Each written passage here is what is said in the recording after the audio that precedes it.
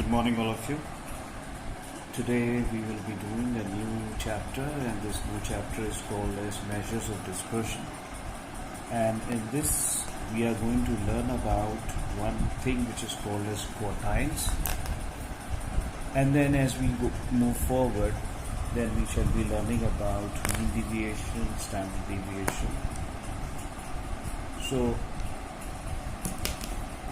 how do we calculate quartiles in case of continuous series?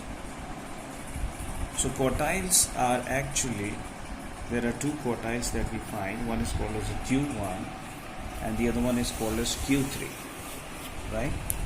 One is Q1, the other one is called as Q3. Now if we just take a look, in case of quartiles, actually the data, if you see, is like a big line.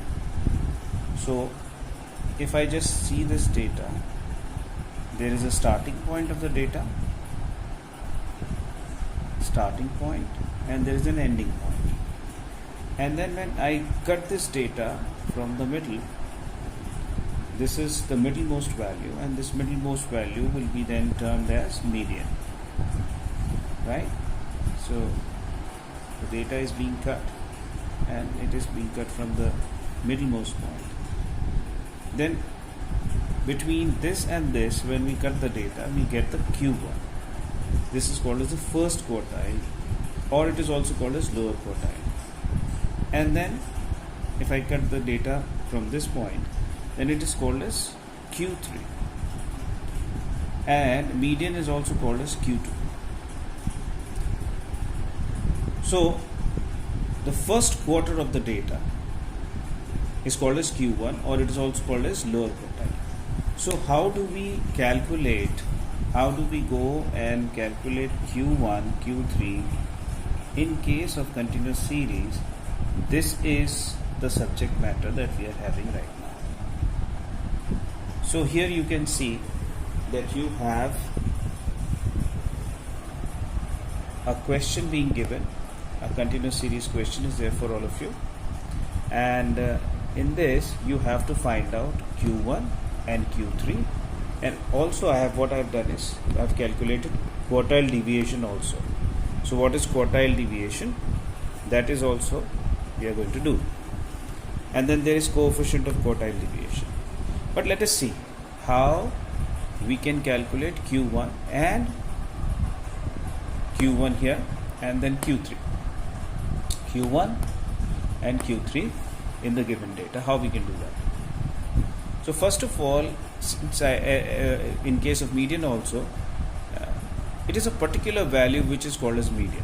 Similarly, it is a particular value which is called as Q1, but this is a continuous series. So first of all, we'll have to locate where Q1 is situated. Alright, so we locate that. So for locating it, what do we do is, since we are talking about the first 1/4, so what we do is we use the formula n by 4. When we have this n by 4, we can see n is 100. So n by 4 is 100 by 4, which gives it 25. Now we have got this value 25. So just as we used to follow in case of median, we used to see where this particular value is lying in the CF. So if you see, so for that, what we do first is we take down the CF. So the data is given to us, and then we find out the CF. So 10, then 10 plus 20, 30, 30 plus 30, 60, 60 plus 25, 85, 85 plus 1500. So you get your CF here. So you see where 25 lies in particular CF. So it lies in 30. So the group against 30 is going to be your Q1 group. So you've got your Q1 group, 10 to 20 is your Q1 group. So once you've got your Q1 group, then what you do is you apply the formula L1 plus n by 4 minus CF upon F into R. Now what is L1? L1 is the lower class limit of your Q1 group. So L1 is lower class limit, which is 10. N by 4 is 25, as you have already written. And CF always means the CF of the preceding class, right? Preceding class of Q1 is going to be your CF. So that is 10. So what we do, L1 10 plus 25, which is n by 4, minus CF, which is given as 10. So put 10 here, upon F. F is frequency of the Q1 group. So frequency of the Q1 group is given out to be 20. Put that here, and then you just perform the mathematical operations. When you do that, you get the answer. 25 minus 10 gives you 15, and 20 and then 10, that gets cancelled out, you get 2. So 15 upon 2 is 7.5. So 10 plus 7.5 gives you 17.5. So this is how you have calculated what is called as Q1. Now coming to Q3. So again, in case of Q3, we are going to apply the formula as 3 into n by 4. Here we applied n by 4 because it is the third quartile, or it is called as the upper quartile. So 3 into n by 4. So Q3 is 3 into n by 4. So in whatever CF this is contained, so Q3 is going to be 100 upon 4, which is 25 into 3, that makes it 75, as you can see here. Now we will have to see in which CF does 75 lie. So if you see, it doesn't lie in 60, it doesn't lie in 30, it lies in 85. So the group against this 85 is your Q3 group, as I have written here. So that is 30 to 40. Now your Q3 group is located. Now you have to find out the value. So for that you apply the formula. There is a small change, that is, instead of writing n by 4, now you will be writing 3 into n by 4 minus CF upon F, L1 plus 3 into n by 4 minus CF upon F into I. So Q3 is this.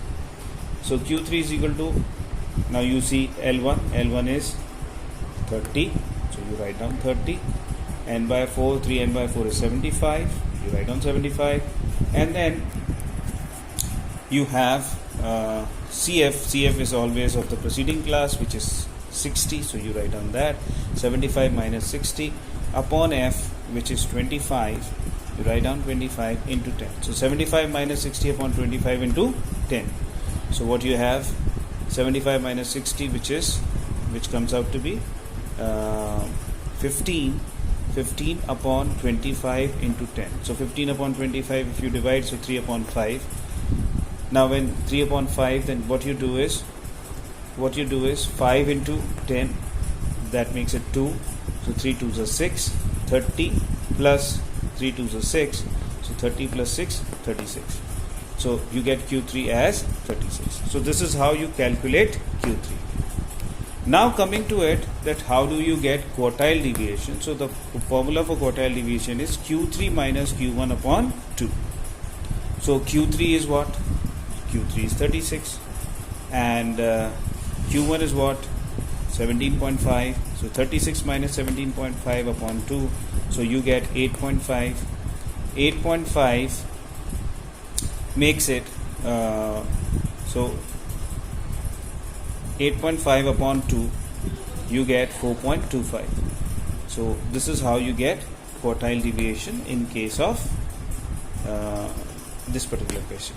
And then coefficient of quartile deviation, the formula is Q3 minus Q1 upon Q3 plus Q1. So that comes out to be 36 minus 17.5 upon 36 plus 17.5. So when you divide 8.5